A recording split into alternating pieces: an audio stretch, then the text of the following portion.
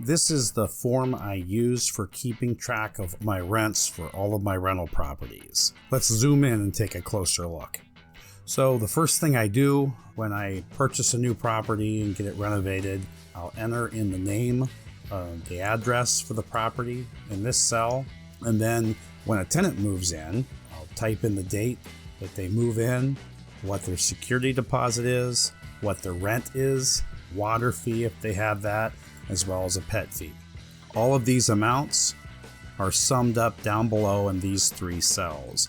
And this cell calculates the total payment. This way I know exactly what is going to be deposited into my bank account. So watch what happens. Right now the rent's at $825. If I raise the rent $25, notice how that's calculated up to $850, and with all the fees, total deposit in my account will be $1,060. Right now it's $1035.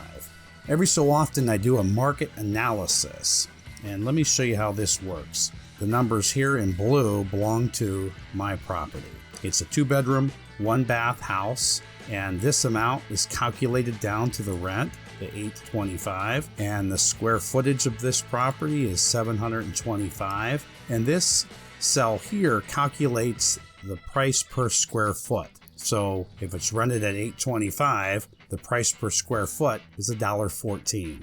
When I do my market analysis, I go to Zillow, apartments.com. There's several websites you can go to, and I try to find comps as close as possible to my properties. So for instance, I might find a 2-bedroom, 1-bath house for rent for $1,200. It'll show the square footage of 652. As you can see, it's calculated here to $1.84 per square foot. I might have a 2 or even a 3-bedroom, 2-bath house for $1,350, 1,103 square feet, and that price per square foot would be $1.22. So I'll put several of these properties in here. Now on this table, these 3 cells at the bottom calculate the averages of the market figures.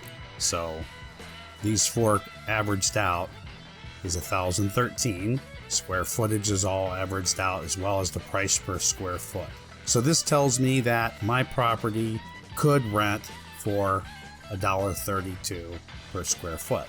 Now, if you look at mine, I'm only renting at $1.14. Now, watch what happens if I raise my rent $100. Notice I'm now at $1.28 per square foot, which is pretty close to the average market rent. Now, I'm not going to raise my rent $100 at one time for a tenant. I'm probably going to do about 5 or 6%. It kind of depends on the market.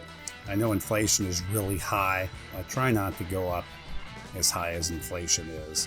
Depending on your market, again, this is one reason why you really need to know your market well, to know how much you can raise your rent. Some states, some cities only allow you to raise it a certain amount. There are no restrictions in Akron, but I still want to keep my tenants. I don't want to put a burden on them if I don't absolutely need to. But again, on the other hand, insurance, property taxes, and everything goes up. So you gotta raise your rent to keep up with market the best possible. So if this property's renting for $1035 right now with all fees, if I go up 5%, that's about $50. So that's probably what I would do here, is just raise rents $50, and that'll bring me to $1.21 per square foot. A little bit closer to this figure down here. Now, if the tenant ends up moving out, which they probably won't, because they're going to look at these figures here, and they're going to compare that with the square footage, and they're going to see that it's in their best interest to stay in my property.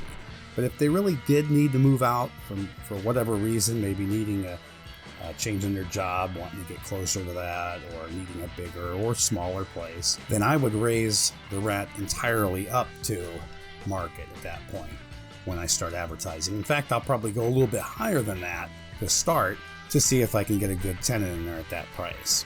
And then as I'm advertising it, I may lower it if I don't get enough applicants. But that's how I use my rent form.